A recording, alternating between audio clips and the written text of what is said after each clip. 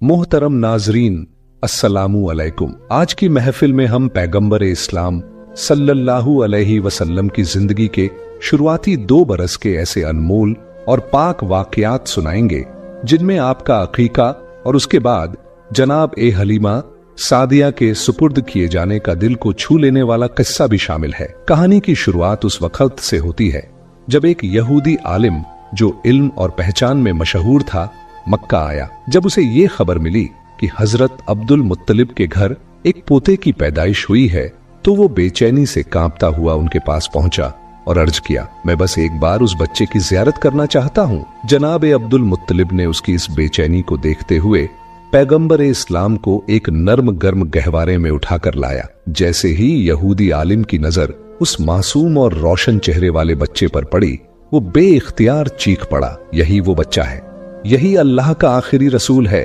और इसकी आमद के साथ बनी इजराइल से नुबुव्वत का सिलसिला खत्म हो गया। मक्का के लोग जो पहले से ही हजरत अब्दुल मुत्तलिब से मन में जलन रखते थे, ये देखकर और भी हैरान रह गए कि जो काहिन आता है वो इन्हीं के दरवाजे पर आता है, जो राहिब आता है वही इन्हें खुशखबरी सुनाता है, और जो भी आता है इनके ही बारे में पेशीन गोई करके चला जाता है। लोगों के दिलों में जनाब अब्दुल मुत्तलिब और इस बच्चे के लिए हसद की आग भड़कने लगी। मक्का की सरजमीन पर सैकड़ों बच्चे पैदा हुए, मगर किसी के बारे में ऐसी बातें कभी न सुनी गईं। ये हसद जो पैदाइश के पहले लम्हे से शुरू हुआ, आगे चलकर मजहबी दुश्मनी में बदलने वाला था। यहूदी आलिम फिर पुकार उठा, मैंने इस बच्चे को पहचान लिया है, मैं इसी की तलाश में मक्का आया था। जनाब अब्दुल मुत्तलिब जो दीन इब्राहिमी पर कायम थे और कई राजों से वाकिफ थे, ये सुनकर फौरन बच्चे को वापस घर ले गए और उसे छुपा दिया। 4 दिन तक पैगंबर इस्लाम को पोशीदा रखा गया,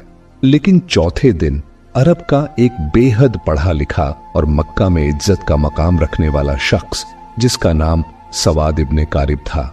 मक्का के लोग जो पहले ही इस खबर से हसद की आग में जल रहे थे, जानते थे कि सवाद इब्ने कारिब का मक्का में एक बेहद इज्जत वाला मुकाम है। अगर उन्होंने इस बच्चे के बारे में कोई बात कह दी या कोई पेशीन गोई कर दी तो अहले मक्का का हसद और भड़क जाएगा। इसीलिए जनाब अब्दुल मुत्तलिब ने सख्त लहजे में कहा कि मैं अपने पोते को इस वक्त किसी मजमा-ए आम में नहीं ला सकता। लेकिन सवाद इब्ने कारिब की बेचैनी बढ़ती जा रही थी। उन्होंने गुजारिश की, तो कम से कम मुझे उस बच्चे तक पहुंचा दीजिए। जनाब अब्दुल मुत्तलिब ने कुछ सोचकर कहा, हाँ ये मुमकिन है, लेकिन मेरे और तुम्हारे अलावा कोई मौजूद नहीं होगा। इस तरह तुम्हारा मकसद भी पूरा हो जाएगा और हसद का मसला भी नहीं उठेगा। चुनांचे वो उन्हें साथ लेकर जनाब आमिना के मकान में दाखिल हुए। जैसे ही गहवारे के करीब पहुंचे और बच्चे से कपड़ा हटाया तो एक अजीबो गरीब नूर पूरे कमरे में फैल गया। सवाद इब्ने कारिब जो पढ़े लिखे और इल्म वाले शख्स थे,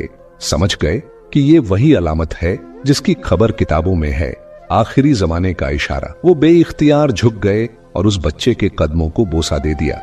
फिर जनाब अब्दुल मुत्तलिब से मुखातिब होकर कहा, आप गवाह रहिएगा, मैं इस बच्चे पर अभी से ईमान ला रहा हूँ। मुझे मालूम है कि मैं उस वक्त तक जिंदा नहीं रहूंगा जब ये बच्चा ऐलान रिसालत करेगा, मगर मैं आज ही गवाही देता हूँ कि ये अल्लाह का आखिरी रसूल है। इस तरह बनु हाशिम के घर वालों के अलावा पैगंबर इस्लाम की पैदाइश के बाद सबसे पहले ईमान लाने वाले शख्स सवाद इब्ने कारिब साबित हुए। ये वाकया हुजूर अकरम सल्लल्लाहु अलैहि वसल्लम की पैदाइश के चौथे दिन का है। फिर 7वें दिन हजरत अब्दुल मुत्तलिब ने अपने पोते का अकीका किया और पूरे मक्का के लोगों को दावत ए अकीका में बुलाया। लेकिन उस वक्त से ही कुछ लोग हजरत अब्दुल मुत्तलिब के दुश्मन बन चुके थे और दिल ही दिल में सोच रहे थे कि अगर ये बच्चा बड़ा हो गया और इसने ऐलान ए नुबुव्वत कर दिया तो हमारे लिए तो बस तबाही ही तबाही है। इन हालात में रब ए करीम की मसलहत यही थी कि पैगंबर इस्लाम को कुछ अरसा मक्का की सरजमीन से ओझल रखा गया,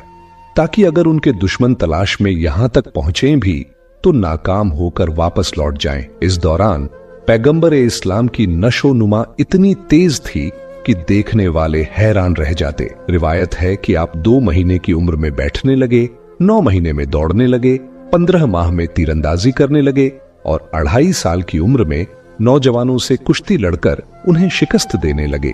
ये तेजी एक तरफ तो नुबुव्वत थी और दूसरी तरफ अल्लाह की छुपी हुई मसलहत भी।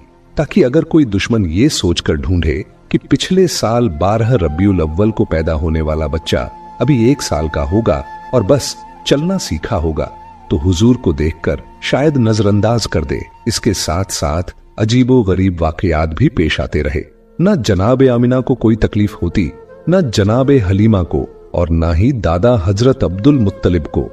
जब भी दिल करता कि हम उन्हें नहलाएं और उनके सर में तेल डालें, तो देखते कि कोई उनसे पहले ही उन्हें नहला धुलाकर कंघी करके चला गया है। आम बच्चे सोकर उठते हैं तो आंखों में मैल होता है, मगर ये जब नींद से उठते तो चेहरा बिल्कुल तरोताजा और हशाश बशाश होता। जब भी हमने चाहा कि उनका लिबास बदले तो पता चलता कि उन्हें पहले ही नया लिबास पहना दिया गया है। यहाँ तक कि खाने के मामले में भी जिस घर में भी गए वहां पैगंबर इस्लाम की वजह से रिज़्क़ में बरकत हो जाती, लेकिन हुजूर ने कभी उस खाने से हिस्सा नहीं लिया। जो भी उनकी परवरिश कर रहा था हैरान था कि हमें तो कोई काम करना ही नहीं पड़ता। यहाँ तक कि बचपन के उस दौर में भी जब आम तौर पर बच्चों का लिबास कुदरती जरूरत की वजह से खराब हो जाता है, जनाब आमिना और जनाब हलीमा कहती, हमने कभी उनके कपड़ों पर उसकी कोई निशानी नहीं देखी।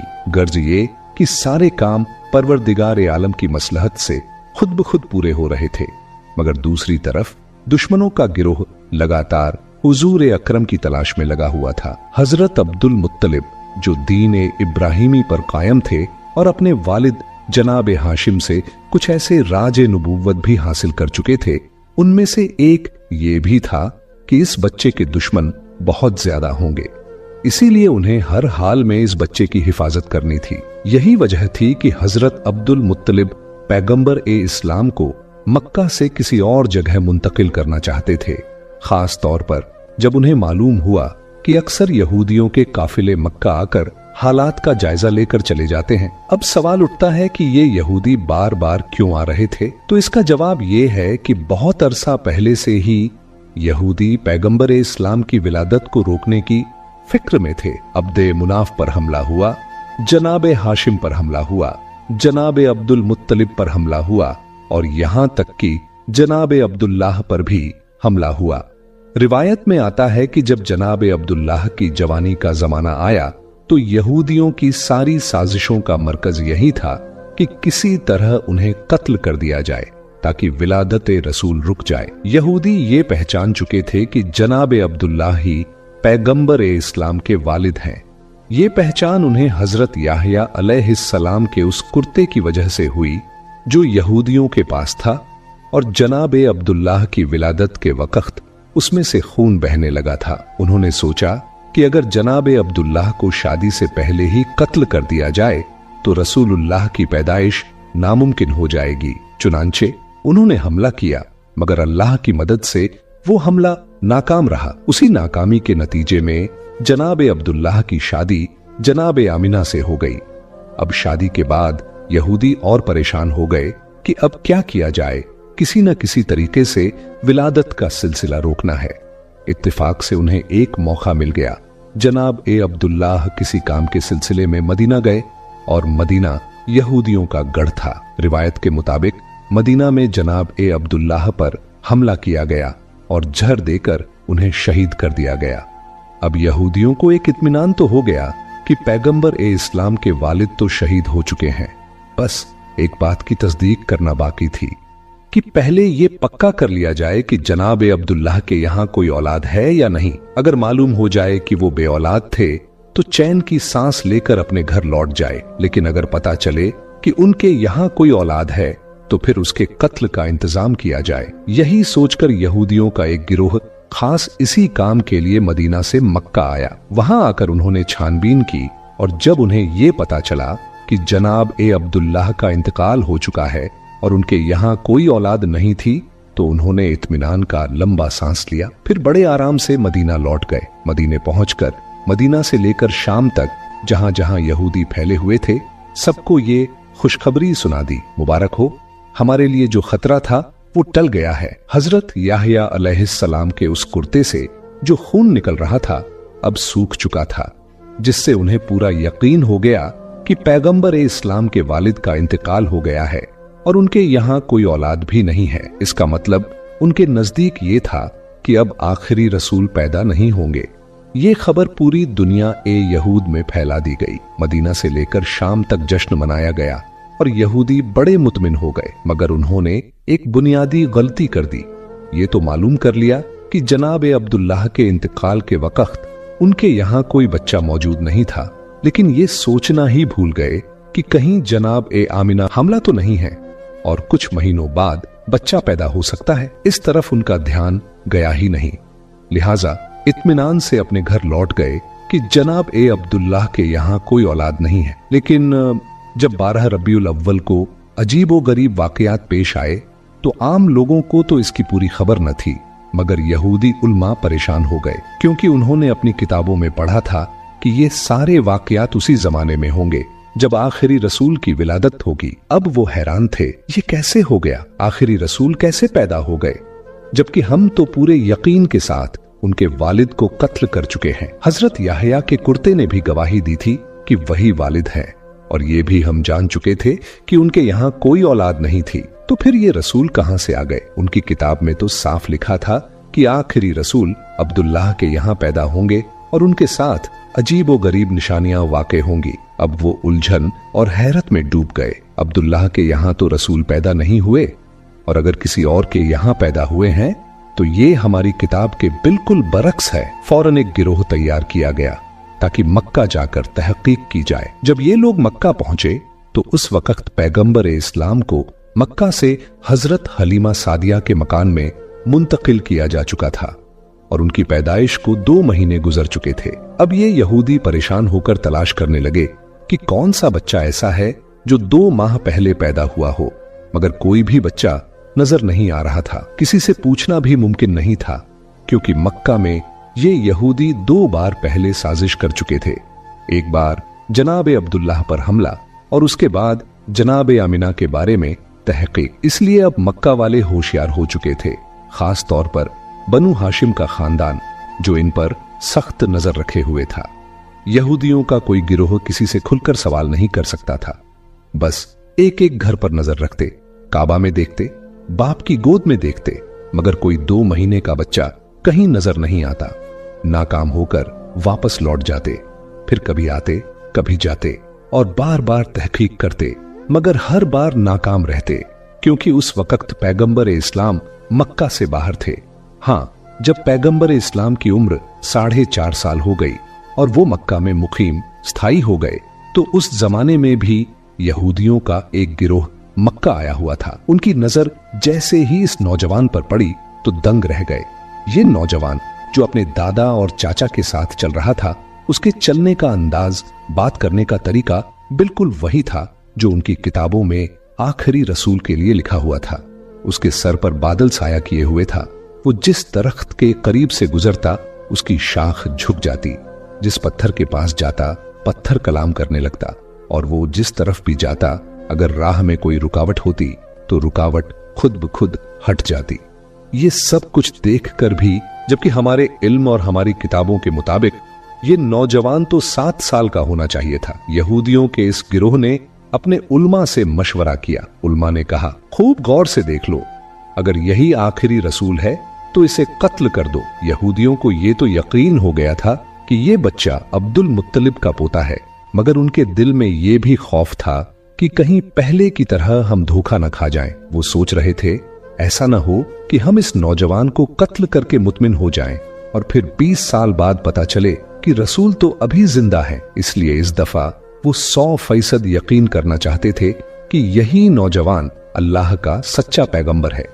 उनकी किताबों में लिखा था और उन्हें इस बात का पूरा इल्म था कि जो भी अल्लाह का रसूल होगा, चाहे पहला हो या आखिरी, लुकमा ए हराम उसके हलक से नीचे नहीं उतर सकता, बल्कि हलक क्या, उसके होंठों तक भी नहीं पहुंच सकता। हराम के अलावा रिज्क ए मुश्तबह, यानी ऐसा रिज्क जिसका साफ पता न हो कि हलाल है या हराम, वो भी रसूल के होंठों को नहीं छू सकता। चुनांचे उन्होंने एक अजीब मंसूबा बनाया। मक्का में एक बेवा औरत रहती थी जिसका नाम जुबैदा था। उसने एक छोटा सा मुर्गी फार्म बना रखा था और मुर्गियों के अंडे बेचकर गुजारा करती थी। जो मुर्गी अंडे देने के काबिल न रहती उसे वो ज़बह करने के लिए बेच देती। यहूदियों ने सोचा ये एक ऐसा इम्तिहान है जिससे हमें पूरा यकीन हो जाएगा। रात के वक्त उन्होंने जुबैदा के घर में नकब लगाई और कुछ मुर्गियां चुरा लाए। अब जिन मुर्गियों को चोरी की नीयत से लिया वो तो रिज़्क़े हराम हो गई, और जिनके बारे में ये सोचा कि बाद में उसकी कीमत अदा कर देंगे वो रिज़्क़े मुश्तबह हुई। फैसला ये था कि किसी की चीज उठा लेना अगर हराम की मंजिल पर न भी पहुंचे तो भी शक में जरूर आ जाता है। अगले दिन यहूदी हजरत अब्दुल मुत्तलिब के पास गए और उनको दावत दी कि हम आपके कबीला की दावत करना चाहते हैं, आप हमें ये एजाज बख्शिए। यहूदियों का असल मकसद पैगंबर इस्लाम का इम्तिहान लेना था, इसलिए उन्होंने हजरत अब्दुल मुत्तलिब से कहा आप अकेले दावत में नहीं आएंगे बल्कि बनु हाशिम के सारे मर्द आएंगे और खास तौर पर आपके सब बेटे और पोते जरूर आए। हजरत अब्दुल मुत्तलिब ने मुस्कुराकर जवाब दिया तुम न भी कहते तो भी मेरी शर्त यही होती, क्योंकि मैं अपने पोते के बगैर किसी दावत में शरीक नहीं होता। यहूदियों के तो मानो दिल की मुराद पूरी हो गई। चुनांचे खाने का इंतजाम किया गया। उन्होंने अपने जहन में पहले ही तय कर रखा था कि ये वाला गोश्त और मुर्गी हराम है और ये हिस्सा मुश्तबह है। दावत में यहूदियों ने हजरत अब्दुल मुत्तलिब से कहा ऐ रईस मक्का, ये दावत आपके एजाज में है, खाने का आगाज कीजिए। हजरत अब्दुल मुत्तलिब ने कहा नहीं, जब तक मेरा पोता खाना शुरू नहीं करेगा हम लोग खाना नहीं खाएंगे। बस यहूदियों को तो यही चाहिए था। सारी तवज्जो रसूलुल्लाह की तरफ हो गई। उन्होंने कहा आप बिस्मिल्लाह कीजिए। रसूल खुदा ने इत्मीनान से जवाब दिया नहीं, ये रिज़्क़ हमारे लिए नहीं है, खाना तो दूर ये हमारे होठों तक भी नहीं पहुंच सकता। यहूदियों ने हैरानी से पूछा ये कैसे मुमकिन है? आप सल्लल्लाहु अलैहि वसल्लम ने फरमाया हाँ, ये खाना हमारे लिए नहीं है। उन्होंने कहा हमें इजाजत दीजिए कि हम आपको खाना खिलाएं और देखें कि ये कैसे नहीं पहुंचता। पैगंबर ने मुस्कुराकर फरमाया ठीक है, अगर खिला सकते हो तो खिलाओ। अब यहूदियों ने रोटी और गोश्त के साथ एक निवाला बनाकर हुजूर की तरफ बढ़ाया, मगर अजीब बात यह हुई कि जैसे ही वो निवाला हुजूर के होठों के करीब पहुंचा, ऐसा महसूस हुआ कि किसी ने जबरदस्ती उनका हाथ खोल दिया हो और निवाला दस्तरख्वान पर गिर पड़ा। एक बार, 2 बार, यहां तक कि 10 बार कोशिश की गई, मगर निवाला हुजूर के होठों से लग ही नहीं सका। वो करीब पहुंचता मगर हाथ अपने आप खुल जाता और नीचे गिर जाता। यहूदी ऊपर से तो परेशान नजर आते थे, मगर दिल ही दिल में खुश थे कि आधी अलामत तो पूरी हो गई। ये हराम वाला खाना था। अब उन्होंने मुश्तबह खाना लाकर पेश किया और फिर कहा आगाज कीजिए। पैगंबर ने उसी इत्मीनान से जवाब दिया ये भी हमारे लिए नहीं है। यहूदियों ने कहा हम खिलाते हैं। आपने फरमाया चलो ठीक है, फिर कोशिश करके देख लो। अब जब कोई निवाला हाथ में लेकर पैगंबर इस्लाम के मुंह के करीब लाता तो वो या तो दाईं तरफ खिसक जाता या बाईं तरफ, लेकिन होठों तक पहुंचता ही नहीं था। यहूदियों ने हजरत अब्दुल मुत्तलिब से कहा हमने तो पूरे खुलूस से ये दावत दी थी, मगर समझ नहीं आ रहा कि ये क्या हो रहा है। क्या इसमें कोई खुदाई राज है? जनाब ए अब्दुल मुत्तलिब और पैगंबर इस्लाम दोनों समझ गए कि मामला क्या है, मगर कहने का मौका नहीं था। बनु हाशिम का सारा खानदान अपने घर लौट आया और यहूदियों को यकीन एक कामिल हो गया कि ये रसूल बरहक हैं। चुनांचे इसके बाद एक नए सिलसिले से साजिशें शुरू हो गईं। यही वजह थी कि इस वाकये के बाद जनाब अब्दुल मुत्तलिब ने पैगंबर इस्लाम की और भी ज्यादा हिफाजत शुरू कर दी। उन्होंने अपने तमाम बेटों से कह दिया अब यहूदियों की सारी दुश्मनी का निशाना मेरा पोता होगा। खबरदार, घर के किसी काम से भी इसे बाहर मत भेजना। इससे पहले हजरत अब्दुल मुत्तलिब भेड़ बकरियां और ऊंट चराने के लिए हुजूर को बाहर भेज देते थे, लेकिन अब सख्त हुक्म जारी कर दिया गया कि आज के बाद कोई मेरे पोते को घर से बाहर न भेजे। इसी वजह से इस वाक़ये के 1 साल बाद जब हजरत अब्दुल मुत्तलिब का आखिरी वक्त करीब आया तो उन्होंने अपने सारे बेटों को बुलाया और नसीहत की मैं इस दुनिया से जा रहा हूं, अपने बारे में मुझे कुछ नहीं कहना। मेरी सारी नसीहत मेरे पोते के बारे में है, अपनी जान देकर भी इसकी हिफाजत करना। बहरहाल यहूदियों की तमाम साजिशों के बावजूद अल्लाह ताला ने इस मौके पर भी अपने रसूल को महफूज रखा। अब लौटते हैं रसूल अकरम की बचपन की जिंदगी की तरफ। इस्लाम में इस बारे में इख्तिलाफ है कि पैगंबर इस्लाम की विलादत के बाद शुरुआती दिनों में आपको दूध किसने पिलाया। एक रिवायत के मुताबिक विलादत के फौरन बाद पहले 8 दिन तक सुवैबा नामी खातून ने आपको दूध पिलाया। सुवैबा आपके एक चचा अब्बू लहब की कनीज थीं। रिवायत में आता है कि अब्बू लहब ने सिर्फ इस खुशी में कि उसकी कनीज ने उसके भतीजे को दूध पिलाया, उसे आजाद कर दिया। जब पैगंबर इस्लाम की विलादत हुई, उस वक्त अब्बू लहब आपकी मुखालिफत में नहीं था, क्योंकि उस वक्त उसकी शादी नहीं हुई थी। बाद में आपकी मुखालिफत करने का एक बड़ा सबब उसकी बीवी भी बनी। खानदान ने बनु उमैया में शादी के बाद अब्बू लहब ने अपने खानदान को छोड़कर अपने ससुराल का साथ दे दिया। दूसरी रिवायत के मुताबिक पैगंबर इस्लाम को बीबी हलीमा सादिया के सुपुर्द करने से पहले चंद दिन तक दूध हजरत आमिना ने ही पिलाया था। इसके बाद आपको बीबी हलीमा सादिया के हवाले कर दिया गया, जिन्होंने शरीयत के हुक्म के मुताबिक 2 साल तक आपको दूध पिलाया। रिवायत में आता है कि जब हलीमा सादिया ने आपको दूध पिलाया, उस वक्त वो दीन इब्राहिमी पर थीं और उसी वक्त दीन इब्राहिमी ही बरहक दीन था। चुनांचे उस पर ईमान रखने वाला अल्लाह के दीन पर अमल करने वाला माना जाता था। यानी कोई ये एतराज नहीं कर सकता कि किसी मुशरिक या काफिर ने पैगंबर इस्लाम को दूध पिलाया था। पैगंबर इस्लाम की विलादत से पहले का 1 साल पूरे अरब और मक्का वालों के लिए एक बड़ी परेशानी का साल था। बारिशें कम हुई थीं, जिसकी वजह से गल्ला अनाज बहुत कम पैदा हुआ। मक्का वाले भी परेशान थे और मक्का के बाहर वाले भी। मगर जिस साल पैगंबर इस्लाम की विलादत हुई, मक्का इंतहाई खुशहाल हो गया। लेकिन मक्का के बाहर अब भी कहत पड़ा हुआ था, जिसकी वजह से आसपास के कबीलों से लोग रोजगार की तलाश में मक्का आ रहे थे। जहां एक तरफ मक्का में कहत नहीं था और गल्ला कसरत के साथ मौजूद था, वहीं दूसरी तरफ एक नई परेशानी खड़ी हो गई। उसी जमाने में मक्का में एक वबाई बीमारी फैल गई थी। खास तौर पर बच्चे उसकी लपेट में बहुत जल्दी आ रहे थे। ये बीमारी एक घर से दूसरे और दूसरे से तीसरे घर में फैल रही थी। तो ये 2 बड़े सबब पैगंबर अकरम की विलादत के फौरन बाद पहले ही हफ्ते में पेश आ गए। पैगंबर अकरम को परवरदिगार आलम ने हर मुसीबत और परेशानी से महफूज रखा था, मगर वालिदा तो परेशान होंगी ही। दूसरी तरफ मक्का के बाहर से जो लोग रोजगार की तलाश में आ रहे थे, उनकी मदद करना भी जरूरी था। और तीसरी और अहम बात, जैसा कि पहले जिक्र हो चुका है, कि यहूदी जासूस बार बार मक्का आ रहे थे ताकि मालूम कर सकें कि आखिरी रसूल पैदा हुए हैं या नहीं। इन हालात में जितनी जल्दी रसूलुल्लाह को मक्के से बाहर मुंतकिल कर दिया जाए, उतना ही बेहतर है जाहिरी हिफाजत के लिए। अगरचे अल्लाह ताला खुलेआम भी अपने रसूल की हिफाजत करने पर कादिर है, मगर गैब में ले जाने में भी एक हिकमत और मसलहत है। 7वें दिन रसूलुल्लाह सल्लल्लाहु अलैहि वसल्लम का अकीका किया गया। अकीके वाले दिन सुबह के वक्त जनाबे आमिना अपने बिस्तर पर लेटी थीं कि यकायक एक बशारत हुई।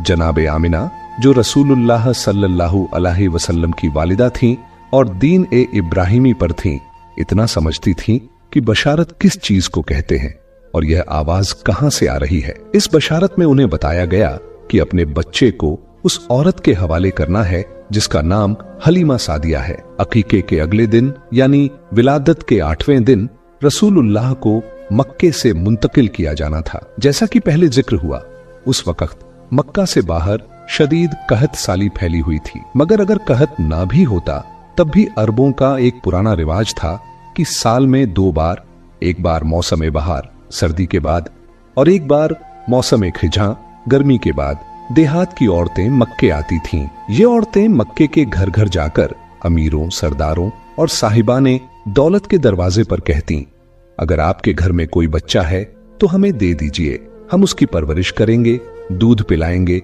और जो उजरत तय हो वो लेंगे।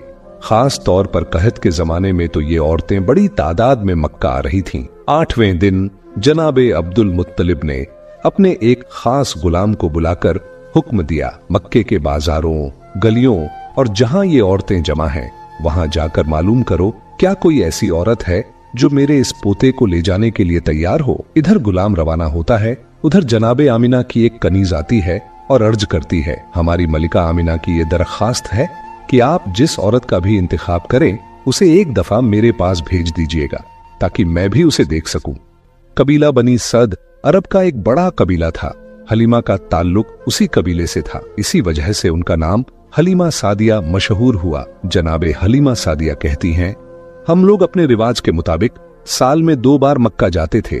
वहां के अमीर और सरदारों के बच्चों को अपने साथ लाते, उन्हें दूध पिलाते और परवरिश करते। इस बार हमें जल्दी थी क्योंकि हमारे इलाके में कहत शदीद से शदीद होता जा रहा था। सोचा कि चलें, मक्का पहुंचेंगे तो शायद किसी साहिबे दौलत का बच्चा मिल जाए। हलीमा सादिया कहती हैं, हम लोग अपने कबीले के दस्तूर के मुताबिक साल में 2 दफा मक्के जाया करते थे और मक्का पहुंचने के बाद वहां के साहिबान दौलत और सरदारों के बच्चों को लेकर आते थे ताकि उनकी परवरिश करें, दूध पिलाएं और उसकी एवज में कुछ आमदनी हो जाए। इस साल हमें जाने की खासी जल्दी थी क्योंकि हमारे इलाके में कहत शदीद से शदीद होता जा रहा था। सोचा कि अगर जल्दी पहुंचे तो शायद किसी साहिबे दौलत का या सरदार का बच्चा मिल जाए और हमारी परेशानी कुछ कम हो जाए। चुनांचे हमारा काफिला रवाना हुआ। पूरा कबीला एक साथ चल पड़ा। इस कबीले के मर्द और औरत सबका पेशा एक जैसा था। सब साथ साथ सफर कर रहे थे। हलीमा सादिया कहती हैं, मैं इस पूरे सफर में बेहद परेशान रही क्योंकि मेरी सवारी एक गद्दी थी जो बीमार थी, उससे चला नहीं जा रहा था और वो बड़ी सुस्त रफ्तार से चल रही थी। मुझे शर्म आ रही थी क्योंकि मेरी वजह से पूरा कबीला धीमा चल रहा था। कबीले के लोग आपस में ऐसे जुड़े हुए होते हैं कि कोई किसी को छोड़कर आगे नहीं बढ़ सकता, मगर फिर भी सबके चेहरों से पता चल रहा था कि सब जल्दी मक्का पहुंचना चाहते हैं ताकि किसी बच्चे को लेकर कुछ कमाई हो सके। अब कोई मुंह से तो कुछ नहीं कहता, मगर मैं महसूस कर रही थी कि सब मेरे बीमार जानवर की वजह से परेशान हैं। 3 बड़ी परेशानी मेरे साथ थीं। पहली, मेरी गद्दी बीमार थी और चल नहीं पा रही थी। दूसरी, घर में खाने का इंतजाम बहुत कम था। हमारे पास सिर्फ एक ऊंटनी थी जिसके दूध से हम अपना गुजारा करते थे, मगर अब ऊंटनी भी बीमार थी और उसका दूध भी बहुत कम हो गया था। कभी कभी जितना दूध निकलता वो सब मिल बांट कर पीते थे, मगर सब भूखे रह जाते। तीसरी और सबसे बड़ी परेशानी, मेरी अपनी गोद का बच्चा भी दूध को तरस रहा था। दाहिने सीने में तो दूध बिल्कुल खत्म हो चुका था और बाएं सीने में थोड़ा बहुत जो दूध था वो इतना कम था कि मेरा बच्चा भूखा ही रह जाता था। इसके साथ ही मेरी अपनी तबीयत भी ठीक नहीं थी। कहत, भूख, बीमारी सबने मुझे बहुत परेशान कर रखा था। हम चल तो रहे थे मगर हर कदम मुसीबतों से घिरा हुआ था। न सवारी ठीक, न दूध, न खाना, हर तरफ तंगी, तकलीफ और भूख थी। मगर अल्हम्दुलिल्लाह आहिस्ता आहिस्ता चलते हुए हम मक्के में दाखिल हो गए। मक्के में दाखिल होने के बाद मुझे अपनी सवारी के जानवर की, अपनी ऊंटनी की और खुद अपनी भी फिक्र सताने लगी। मैं सोच रही थी कि अगर मैंने किसी बच्चे को गोद लिया तो सबसे पहला सवाल देने वाला यही करेगा कि क्या मेरा बच्चा पेट भरकर गिरजा पाएगा या नहीं। और मेरी हालत तो ये है कि मैं तो अपनी औलाद तक को दूध नहीं पिला पा रही। इस परेशानी ने मुझे इतना घेर लिया कि मैं दूसरी औरतों के साथ बच्चा लेने के लिए बाहर ही नहीं निकल सकी। पूरा कबीला मक्के में दाखिल हो चुका था और मुझे इत्तला मिली कि मक्के के अंदर जितने भी मालदार और साहिब हैसियत लोग थे उनके बच्चों को तो औरतें पहले ही गोद ले चुकी हैं और अब मुझ तक किसी बच्चे की बारी ही नहीं आ सकी। मैं बेहद परेशान थी कि आखिर क्या करूं कि उसी वक्त मेरे कानों में कुछ गुलामों की आवाजें पड़ी जो मक्के की गलियों और बाजारों में ये आवाजें लगाते फिर रहे थे कि अगर कोई औरत अब तक बाकी है तो वो हजरत अब्दुल मुत्तलिब के घर पहुंच जाए। जनाबे हलीमा सादिया कहती हैं, यह सुनकर मैंने पूछा कि किस बच्चे की तलाश है। जवाब मिला, अब्दुल मुत्तलिब का पोता है लेकिन उसका बाप नहीं है, यतीम है, इसीलिए कोई औरत उसे लेने के लिए तैयार नहीं हो रही। सबका ख्याल यही है कि जब बाप नहीं रहा तो उसकी परवरिश से क्या हासिल होगा, क्योंकि जो हक एक बाप अदा करता है वो दादा शायद पूरी तरह न अदा कर सके। और इस डर से कि हमें पूरी उजरत शायद न मिले, औरतें पीछे हट गईं। जनाबे हलीमा कहती हैं, यह बात मेरे दिल को भी लगी, इसलिए मैंने भी जब पहली बार यह ऐलान सुना तो वहां नहीं गई। मैं चाहती थी कि किसी और घर से कोई बच्चा मिल जाए, लेकिन जब तलाश की तो मालूम हुआ कि मैं बहुत देर कर चुकी हूँ। अब तो सिर्फ मालदार घरों के ही नहीं बल्कि किसी गरीब घर का बच्चा भी बाकी नहीं बचा। मैं परेशान हो गई थी कि अब क्या किया जाए। फिर मैंने सोचा, अगर अपनी ख्वाहिश के मुताबिक बच्चा नहीं मिला तो भी खाली हाथ लौटने से बेहतर है कि जो बच्चा मिल रहा है उसे ही ले चलूं। चुनांचे मैं हजरत अब्दुल मुत्तलिब के घर पहुंची। जाते ही सलाम किया। उन्होंने जवाब दिया और पूछा, तुम क्यों आई हो? मैंने अपनी परेशानी बयान की। उन्होंने फिर पूछा, तुम्हारा नाम क्या है? मैंने जवाब दिया, मेरा नाम हलीमा सादिया है। यह सुनकर हजरत अब्दुल मुत्तलिब मुस्कुरा पड़े और फरमाया, नाम तो बहुत प्यारा है, इसमें हिल्म भी है और सादत भी। ये दो ऐसी खूबियां हैं जो किसी को मिल जाए तो वो दुनिया में भी कामयाब होता है और आखिरत में भी। क्या मेरे पोते को अपने साथ ले जाओगी? हलीमा सादिया कहती हैं, मैं इसी इरादे से आई हूँ। उन्होंने कहा, ठीक है, लेकिन पहले मेरी बहू के पास जाना होगा। आमिना से इजाजत लेना जरूरी है। अगर वो राजी हो जाए तो फिर यह मामला तय हो जाएगा। अब कनीज के साथ जनाबे हलीमा सादिया जनाबे आमिना के कमरे में दाखिल होती हैं। जैसे ही कमरे में गईं, दिन का वक्त था और अरब का सूरज अपनी शिद्दत पर था। आमतौर पर वहां बादल होते ही नहीं, मगर कमरे में दाखिल होकर देखा तो ये क्या, कमरा किसी अजीब रोशनी से भर गया है। हलीमा हैरान होकर पूछती हैं, आप दिन के वक्त भी चिराग जलाकर रखती हैं क्या? जनाबे आमिना मुस्कुराकर कहती हैं, नहीं, ये चिराग की रोशनी नहीं है, ये मेरे बेटे के चेहरे का नूर है। जब से ये इस कमरे में आया है, इस कमरे में हर वक्त रोशनी रहती है। जनाबे हलीमा सादिया कहती हैं, मैं तो दिल बुझाकर आई थी, सिर्फ इसलिए कि कोई बच्चा नहीं मिल रहा था, मगर जब ये जुमला सुना तो खुद ब खुद दिल खिंचता चला गया। बच्चे पर निगाह पड़ी तो एक अजीब मोहब्बत सी दिल में पैदा हो गई। जनाबे आमिना ने मेरा नाम पूछा। मैंने कहा, हलीमा सादिया। जनाबे आमिना ने मुस्कुराकर फरमाया, बेशक, मुझे तो इंतजार इसी का था। अब ये बच्चा तुम्हारे सुपुर्द है, इसकी हिफाजत करना। जनाबे हलीमा सादिया पैगंबर इस्लाम सल्लल्लाहु अलैहि वसल्लम को गोद में लेकर बाहर आईं। वहां हजरत अब्दुल मुत्तलिब मौजूद थे। उन्होंने कहा, अगर तुम इस बच्चे के साथ कोई अजीबोगरीब वाकया देखो, कोई नई या अनोखी चीज नजर आए तो हैरान मत होना और न ही किसी को बताना कि तुमने क्या देखा है, वरना दुश्मन हर तरफ से पीछे लग जाएंगे। अभी तो यहां से हिफाजत के साथ ये बच्चा तुम्हारे साथ चला जाएगा, लेकिन अगर तुम्हारे कबीले में जाकर यह बातें फैलने लगीं कि इस बच्चे में कैसी बरकतें हैं, तो यहूद के कान खड़े हो जाएंगे। हजरत अब्दुल मुत्तलिब ने यह भी कहा, अगर तुम चाहो तो मैं तुम्हारे लिए मक्के के करीब ही एक खुफिया मकान का इंतजाम कर देता हूँ। जनाबे हलीमा सादिया ने जवाब दिया, नहीं, मुझे अपने कबीले और अपने खानदान को छोड़कर रहना अच्छा नहीं लगेगा। बात तय पा गई। जनाबे हलीमा सादिया सल्लल्लाहु अलैहि वसल्लम को साथ लेकर रवाना हुई और अपने कबीले की जानिब चल दी। काफिला बस उनका ही इंतजार कर रहा था। बाकी सारी औरतों को उनके बच्चे पहले ही मिल चुके थे। जैसे ही वो पहुंची, पूरा काफिला चलने लगा, मगर अब जो मंजर था वो सबको हैरान कर गया। आते वक्त सब लोग हलीमा सादिया की बीमारी और उनके सुस्त गद्दी से परेशान थे, मगर अब वापसी पर हर कोई देख रहा है कि उनकी वही गद्दी इतनी तेज रफ्तार से दौड़ रही है कि काफिले के तेज तर्रार घोड़े भी पीछे छूट गए हैं। हलीमा सादिया के लिए अब जानवर को रोकना मुश्किल हो रहा है, जबकि आते वक्त उसे चलाना मुश्किल था। कभी 2 कदम चलती और फिर थक कर रुक जाती, मगर अब मंजिल पर पहुंचने से पहले ही दौड़ रही है। जनाबे हलीमा यह देखकर हैरान और परेशान कि ये कुछ देर में कैसा मोर्चा पेश आ गया। फिर जब दोपहर का वक्त आया और खाना खाने का वक्त हुआ, तो अगला अजीब मंजर सामने आया। वो ऊंटनी जिसके थन से इतना भी दूध नहीं निकलता था, एक आदमी पेट भर के भी ना पी सके, इतना दूध उस ऊंटनी के थन से निकल रहा था कि पूरे कबीले में सबको पिलाया गया और फिर भी दूध खत्म नहीं हो रहा था। यह सब देखकर हलीमा सादिया बार बार जनाबे अब्दुल मुत्तलिब की वह नसीहत याद कर रही थीं कि अगर कोई अजीबो गरीब वाकया पेश आए तो किसी को मत बताना कि तुमने क्या देखा है। इस बच्चे के दुश्मन बहुत ज्यादा हैं। जनाबे हलीमा अपने जानवर पर सवार चल रही थीं, मगर अब तक खुद यह तय नहीं कर पा रही थीं कि आखिर इन तमाम वाकयात का मतलब क्या है। काफिला थोड़ी ही दूर चला था कि परवरदिगार की तरफ से उन्हें बताया गया कि घबराना नहीं, यह सब मौजज़ात हैं, तुम इस बच्चे को खौफजदा होकर छोड़ मत देना। जनाबे हलीमा काफिले से कुछ आगे थीं कि सामने से हिरनों का एक झुंड दौड़ता हुआ आया, मगर हैरत की बात यह थी कि वह झुंड रुक गया। हिरन की फितरत के खिलाफ जो इंसानों को देखकर भाग जाता है, वो अब रुका खड़ा था।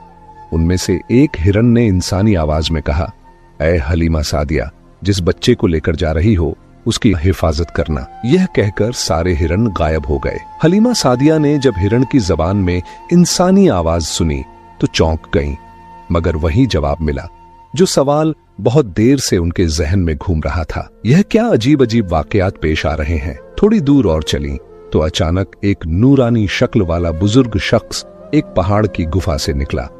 बच्चे पर नजर पड़ी तो बेइख्तियार सजदे में गिर पड़ा और शुक्र अदा किया। फिर कहने लगा, ऐ हलीमा सादिया, तुम बहुत खुशकिस्मत हो कि तुम्हारी गोद में परवरदिगार आलम की कीमती अमानत है। इसकी हिफाजत और एहतराम करना यह कोई मामूली बच्चा नहीं। यह कहकर वो बुजुर्ग गायब हो गया। जनाबे हलीमा का जानवर जैसे जैसे काफिले से आगे बढ़ता, कभी कोई जानवर बात करता, कभी कोई बुजुर्ग इंसान आकर वसीयत करता, कभी दरख्त की शाखें झुक जाती, कभी बादल से कोई आवाज आती। गर्ज यह कि पूरे रास्ते कुदरत की हर निशानी इस बच्चे के मकाम का पैगाम दे रही थी। और जनाबे हलीमा सादिया, जिन्होंने जनाबे आमिना के घर में जब पहली बार इस बच्चे को देखा, उसी वक्त दिल में इतनी मोहब्बत पैदा हो गई थी कि वहीं फैसला कर लिया था कि चाहे पैसे मिले या ना मिले, लेकिन ये बच्चा मुझे जरूर साथ लेकर जाना है। अब रास्ते में जो एक के बाद एक मौजज़ात पेश आ रहे हैं, उन सब की वजह से जनाबे हलीमा सादिया का दिल इस बच्चे से और भी ज्यादा भरता जा रहा है। मां होने के नाते जनाबे हलीमा के लिए एक मुश्किल मरहला ये था कि उनका एक सीना तो बिल्कुल खुश्क हो चुका था और दूसरे में भी इतना कम दूध था कि अपना बच्चा पेट भरकर नहीं पी सकता था। अब वो ये बच्चा तो उजरत पर लेकर आई थी, लेकिन हालात ये थे कि या तो अपना बच्चा भूखा छोड़े या जानवरों का दूध पिलाकर किसी तरह गुजारा करें, मगर जो बच्चा साथ लाया गया है उसे अपना ही दूध देना पड़ेगा। ये एक मां के लिए बहुत भारी सोच थी। मगर जब बच्चा गोद में आया तो जनाबे हलीमा को ऐसा लगा जैसे इस बच्चे ने एहसान लिया नहीं, बल्कि उल्टा उन पर एहसान कर दिया। जब दूध पिलाने का वक्त आया, जनाबे हलीमा ने चाहा कि बाएं सीने से बच्चे को दूध दें, मगर बच्चा वहां से मुंह फेर गया। उसने दाएं सीने की तरफ रुख किया। जनाबे हलीमा ने कई बार कोशिश की, मगर बच्चा हर बार दाएं सीने की तरफ ही झुकता। आखिर थक हार कर उन्होंने उस बच्चे से उसी अंदाज में बात की जैसे कोई नासमझ बच्चे से मोहब्बत से शिकवा करता है। ठीक है, तुम अपनी जिद पूरी कर लो, मगर जान लो इस तरफ तुम्हें कुछ भी नहीं मिलेगा। मगर ये देखकर हैरान रह गई कि जिस सीने को बरसों से दूध छोड़ना भूल चुका था, वही सीना दूध से लबालब हो गया।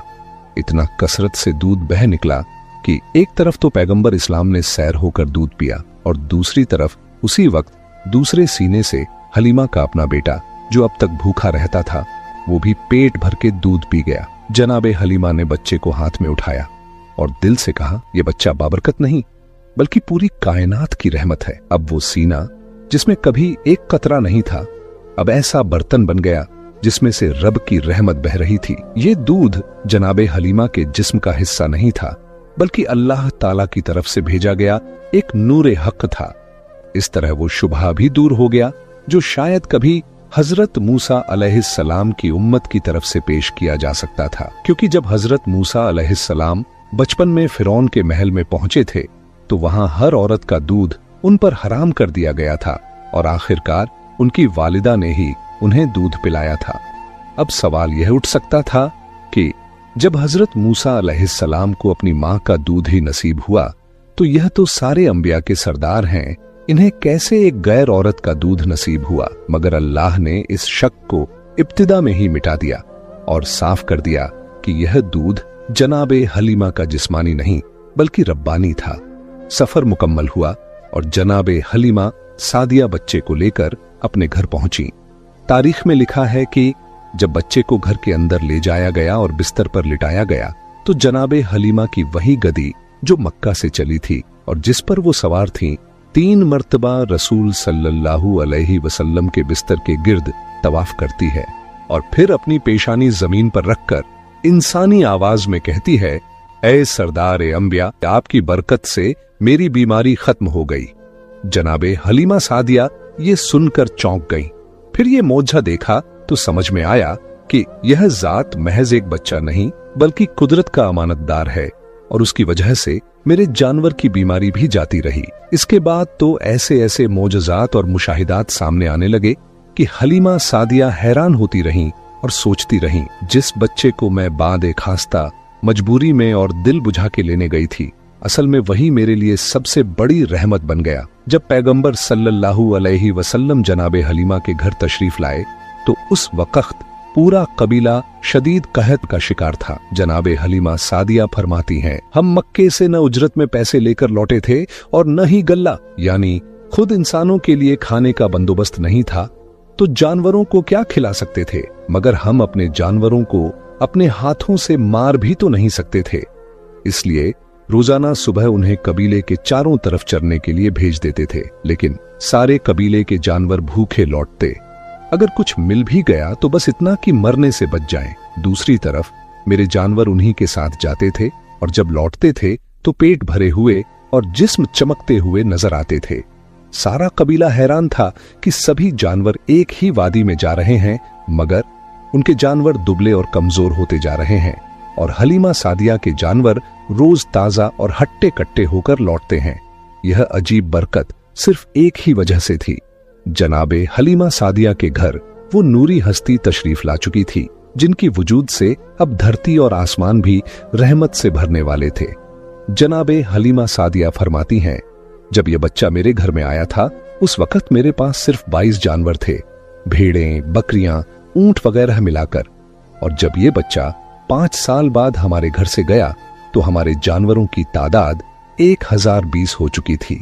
पैगंबर इस्लाम सल्लल्लाहु अलैहि वसल्लम ने उस घर में कोई एहसान नहीं लिया, बल्कि जनाबे हलीमा सादिया और उनके पूरे कबीले पर एहसान किया। जनाबे हलीमा फरमाती हैं, मुझे इस बच्चे का कोई काम करने की जरूरत ही न पड़ती। जब कभी मेरा इरादा होता कि आज इसके बालों में कंघी करूं तो देखती कि कंघी पहले ही हो चुकी होती। जब मैं सोचती कि इसका चेहरा धोऊं तो देखती कि चेहरा पहले से धुला और चमकदार होता। जब कभी मैं इरादा करती कि लिबास बदलूं तो नया लिबास पहले ही पहना होता। मैं हैरान होती किस वक्त कोई आता है, कौन आता है, कैसे यह सब कुछ कर जाता है, मुझे कुछ पता ही नहीं चलता। और मामला सिर्फ हलीमा सादिया के घर तक महदूद नहीं था, बल्कि पूरा कबीला उस बच्चे सल्लल्लाहु अलैहि वसल्लम से मुतासिर हो गया था और हर किसी को उस नूरी वजूद की बरकत मिल रही थी। 5 साल तक यहूदी पूरी कोशिश करते रहे कि किसी तरह यह पता चल जाए कि वो बच्चा जो हमसे छुपाया गया है गया तो गया कहां है, मगर उन्हें जर्रा बराबर भी सुराग नहीं मिला, क्योंकि जनाबे हलीमा सादिया का पूरा कबीला पैगंबर सल्लल्लाहु अलैहि वसल्लम पर जान छिड़कता था, मोहब्बत करता था और उन्हें सबसे बड़ा अमानतदार समझता था। जनाबे हलीमा सादिया फरमाती हैं, पहले ही दिन जब मैं इस बच्चे को लेकर अपने कबीले के उस सूखे दरख्त के पास पहुंची जो बिल्कुल बंजर था, तो मैं उस बच्चे को लेकर उसके नीचे बैठी और अचानक देखा कि दरख्त की सूखी शाखें हरे हो गईं, उस पर फल लग गए और वह सरसब्ज शादाब हो गया। और बात सिर्फ उस दरख्त की नहीं थी, बल्कि जिस घर में मैं इस बच्चे को ले जाती वो घर खुशहाल हो जाता। जो भी शख्स इस बच्चे के करीब आता उसकी किस्मत ही बदल जाती थी। यहाँ तक कि हमारे कबीले की सबसे गरीब औरत, जिसका लक़्ब ही बन गया था उम्मुल मसाकीन, यानी मिस्कीनों की माँ, क्योंकि वो सबसे ज्यादा मुफलिस और जरूरतमंद थी। सिर्फ एक बार वो मेरे घर कुछ मांगने आई, मगर मेरे घर में भी उसे कुछ ना मिला। वो मायूस होकर जाने लगी, मगर जाते जाते उसकी नजर इस बच्चे पर पड़ गई। 14वीं रात के चांद की तरह इस बच्चे का चेहरा चमक रहा था। वो खुद ब खुद झुकी और इस्लाम के इस नन्हे फरिश्ते की पेशानी को बोसा दिया।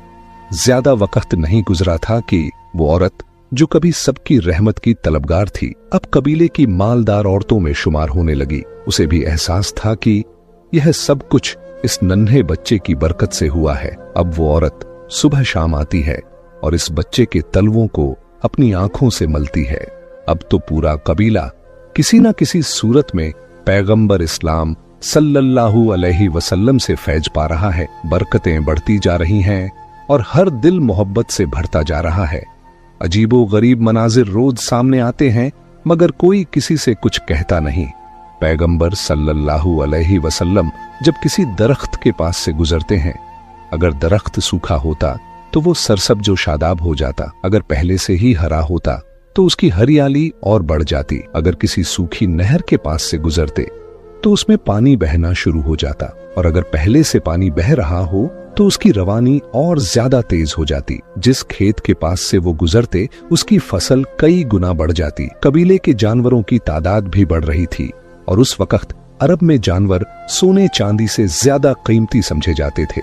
लेकिन जहां बरकतें मिल रही थीं, वहीं दुश्मन भी बढ़ते जा रहे थे। अरब के सहरा में उस वक्त भेड़िए बड़ी तादाद में थे और हर कबीले के लिए ये एक मसला था कि अपने जानवरों को उनसे कैसे बचाया जाए। मगर पैगंबर सल्लल्लाहु अलैहि वसल्लम के वजूद से सिर्फ इंसानों को नहीं, जानवरों को भी अमन व सकून नसीब हो रहा था।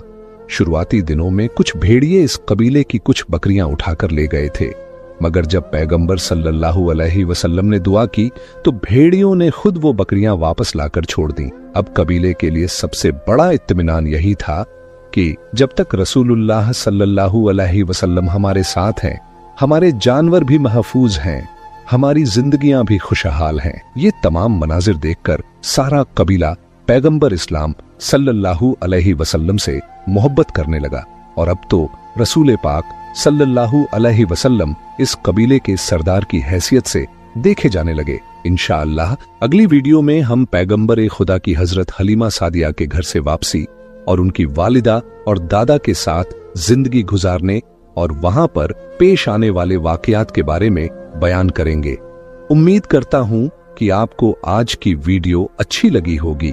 अगर आपको हमारी वीडियो अच्छी लगी है तो वीडियो को लाइक करें और मजीद इस तरह की वीडियोस देखने के लिए हमारा चैनल सब्सक्राइब कर लें। मिलते हैं नेक्स्ट वीडियो में। इजाजत दीजिए। अल्लाह हाफिज।